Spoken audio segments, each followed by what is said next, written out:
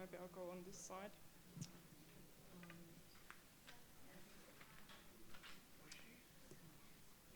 Okay, let's get started. Sorry for the delay. We are ready now to start this EOSC Marketplace session, which I'm very happy to moderate. My name is Anu Märkälä. I'm a work package leader in EOSC Future project and also one of the persons who coordinated the collaboration between EOSC Future and the INFRAEOSC 07 projects. Few words about the agenda. So we will first begin with a brief introduction explaining what the EOSC Marketplace is, and then we will have 2 more presentations from EOSC Future providing further information on the benefits of the marketplace and how to onboard services. We will take questions from the audience after the 3 presentations, so please wait with your questions until that. In the panel, we have representatives from the INFRAEOSC 07 projects, who I will introduce to you later. But before I give the floor to John, a very quick promotion of this EOSC in Practice Stories booklet that has been just released, I think, yesterday or earlier this week. It's a collection of success stories from service providers and users from different scientific communities. It is produced by EOSC Future, but as you can see, the content comes from various sources. So you have the link in the slides, which are, by the way, already on the session agenda page, so you can go and check it out after this session. And next, I will hand over to John. Thank you. Good afternoon. I'm John Shepherdson. I work with CESDA Eric, and I am the co-leader of the work package that developed the marketplace and the other user-facing aspects of the EOSC portal. So, oh, wow, sorry, something just went loud on me. Just to take it back to basics, because I guess some of you know a lot about EOSC and some of you don't know very much, so I'll err on the side of caution and say the ambition of the European Open Science Cloud is to provide European researchers, citizens, companies, innovators, all sorts of people interested in data with an open multidisciplinary marketplace where they can deposit and find resources. Wide range of resources available. We'll get into that in a bit more detail, but along the lines of data, tools and services, and for many uses. So this introduction to the EOSC Marketplace is going to have just a quick skip through a what, a why, a who, a when, a how, and a where, in whatever order the cards are dealt. So we start with the EOSC portal because if you search for EOSC, the chances are you will land on the EOSC portal rather than the marketplace. And the EOSC portal gives you a route in, but the portal itself is part of the federated environment, the system of systems that is EOSC. It gives a single access point. It allows, it gives a way in for researchers, providers and businesses to find and do what they need to do. And it provides support for open science practices. So the EOSC Marketplace, it's a place to discover the resources, to provide resources, to access resources, to manage data and projects that use the data. There's a user dashboard, so if you are authenticated, then you can set preferences about the things you want to do and types of recommendations you want to get. There's access to training and learning resources. There's a recommender system underneath the HUD that will learn from your behavior as a user and make recommendations for other resources that you might be interested in. And there's also access to a help desk. So the portal and the marketplace, the URLs are there. If you've not been, I recommend that you click on the links and have a look around.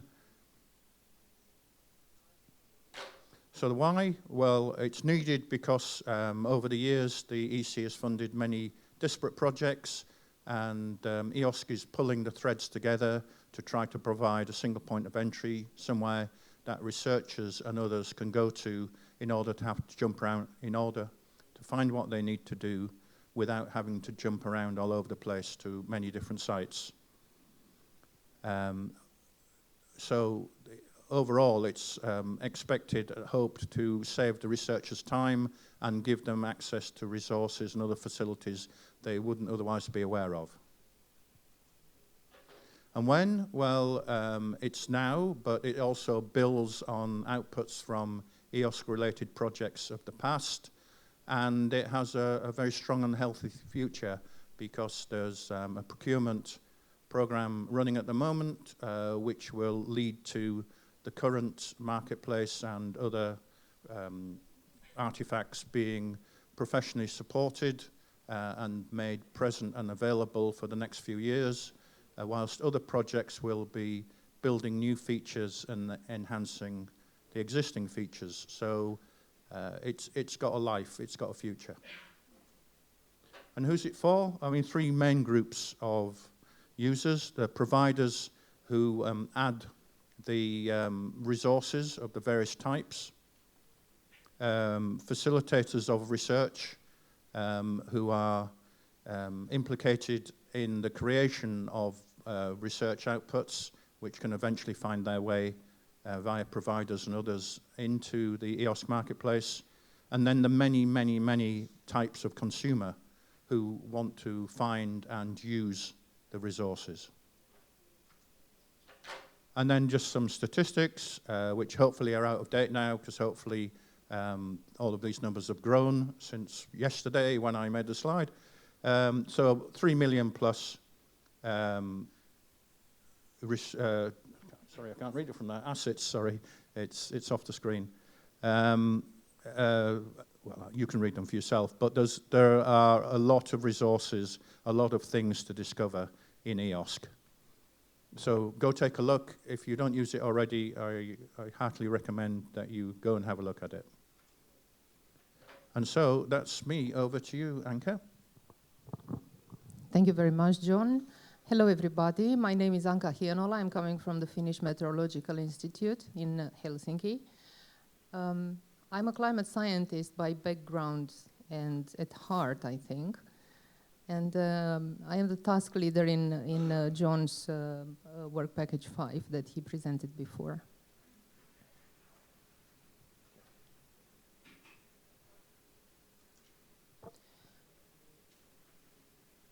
Yeah, that's the correct one.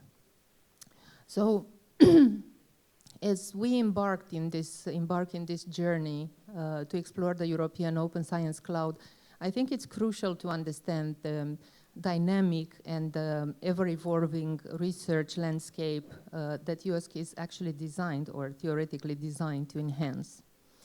The importance of research in addressing global challenges cannot be overstated. So research drives breakthroughs in medicine, technology, and social sciences that actually save lives, transform industries, and shape our society. From finding cures for diseases to solving climate change, the research holds the key to some of the most pressing issues. In the digital age, data has become the lifeblood of research, allowing us to analyze, model, and gain insights on an unprecedented scale. Collaboration, both interdisciplinary and international, has become essential as complex problems require diverse expertise and resources. So please keep these overarching themes in mind as we delve deeper into the role of EOSC and what it can do in the landscape. So in our comparative exploration, we will follow the journeys of two dedicated researchers. Dr. Saccone represents the traditional research experience, while Dr. Seco benefits from EOSC transformative capabilities. By contrasting their experience, let's try to shed some light on the possible tangible advantages EOSC could offer and the challenges it might help to overcome in the pursuit of knowledge and innovation. Let's start with Dr. Saccone. So as I said, he is representing the traditional research experience. He's a climate scientist and with a great dedication to advancing knowledge. However, in his daily activity, he faces a chain of challenges where access to data and tools and collaborative opportunities are either limited or difficult, and therefore he has a sense of isolation within the research process. Dr. Seco, on the other hand, he's benefiting.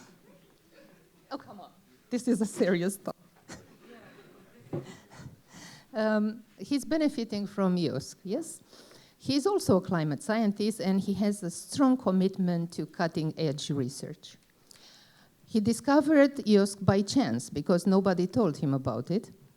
But this discovery has transformed his research journey, providing streamlined data access, collaboration opportunities, and more resources. He has also a couple of other challenges. So let's start and see how our doctors will find data. We will start with Dr. Saccone, otherwise known as Cecile. He is currently facing a chain of challenges. So let's explore the issues that he is encountering. Let's take a look at this map, where the international climate data repositories are shown. There are 38 in the world. Just as an example, we can have the GEOS portal or World Data Center for Climate or International Argo portal. To this one, we can excuse me, include the institutional climate data repositories, here highlighted in red, and they are 101 in number. I think it is important to note that this count doesn't include the general purpose repositories, doesn't include the national repositories, environmental research infrastructure repositories, and of course those repositories which are not registered with RE3 data. So with such an expansive ecosystem of data resources available, one might wonder why our Dr. Saccone would ever lament the lack of data. But we know very well that being open, it's not enough. The number of repositories is actually a nightmare scenario. Cecile must travel through about 100 or so data repositories only in Europe, wasting precious time in search of proper data. Of course, he doesn't even know all of them, that's for sure. So the huge number of data silos, it's a barrier in itself, as it actually limits the access for Cecile, who faces data fragmentation and unequal access to quality information. High number of repositories means high heterogeneity. So each repository has its own or none standards. So from the researcher perspective, with a lack of harmonization across these diverse data sources, much of valuable research data will remain unexploited. So these are at least two problems that EOSC is set and will probably set to and probably will solve in time, hopefully. Life, it's a bit easier for our Dr. Siko, otherwise known as Maximus. So Maximus, hey, this was not supposed to happen. So Maximus recently, as I said, stumbled upon this EOSC portal, this one-stop destination where he found this thing called Marketplace, where, among other things, he finds data from diverse repositories. And you can see here listed several of them, OpenAIRS, those, some institutional and national repositories, Pangea, Mendeley, some research infrastructures, etc. However, he noticed that not all the repositories have joined the EOSC portal. For example, Copernicus, or Geo, or some others. And he has to visit them individually in order to grab data. This raises the question in his mind of why these exceptional repositories aren't integrated into EOSC portal yet. So how long did it take for them to find data? Well, I think that for Dr. Sakone, it's a matter of weeks, not 2, I think it's more. And for Dr. Siko, it's just a couple of days. Now let's go to the computing resources, and let's assume in this moment that none of our doctors have access to institutional or national supercomputing facilities, yes? So Dr. Sakone will probably Google for renting a supercomputer, and most likely he will end somewhere in Amazon or Google or IBM or Microsoft Azure.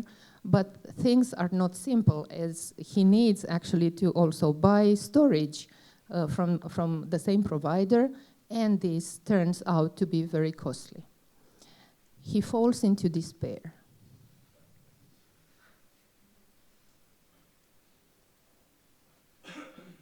Dr. Siko is searching the portal, and he comes across 32 services listed there. But there is a problem also. The descriptions use technical jargon. And this is very unfamiliar to him, and he ponders why these descriptions can't be made more in a more user-friendly and explained in a certain simpler terms. Additionally, by mistake, he encounters bundles. Success. Like this one that it's shown there, but remains also uncertain about whether there are associated costs. Likely yes, but it's not written anywhere. Driven by his frustration, he questions why this critical information is not there. Could it be that somebody neglected to include this aspect in the provider's metadata? In response, he decides to provide feedback. It's there, yeah.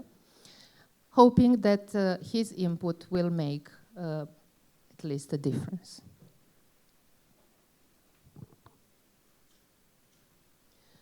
let's see, process and analysis. Dr. Secone finds himself knee-deep in a complex data analysis and intricate simulations. With limited resources, he faces long days and nights of coding and data processing and visualizations single-handedly.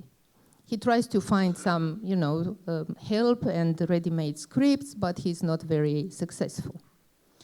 However, I think that he stands as a testament to the resilience and dedications of scientists everywhere in the world who continue to explore the unknown, one line of code at a time.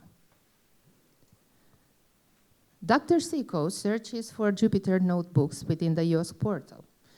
And he didn't really know how exactly this works, but luckily he found some tutorials in the training section of the marketplace.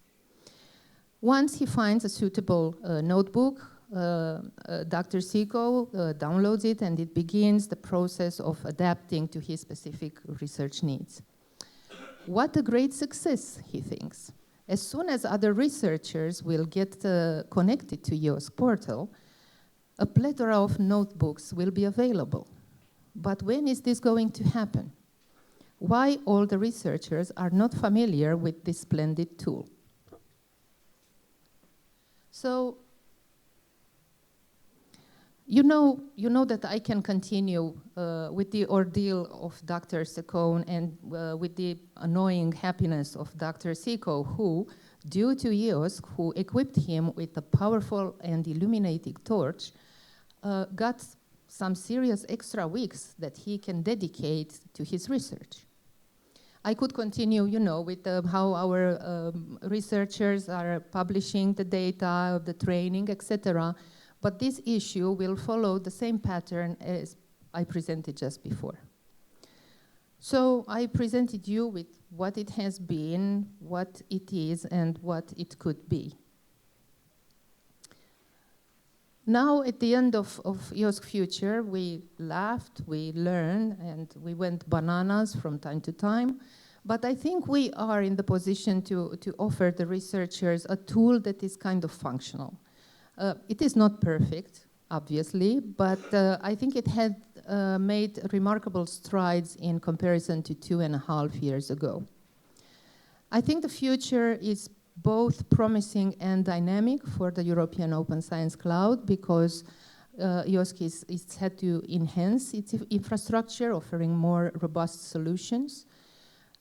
It's expanding new services and tools that cater to even a wider range of research disciplines. Hopefully at a certain moment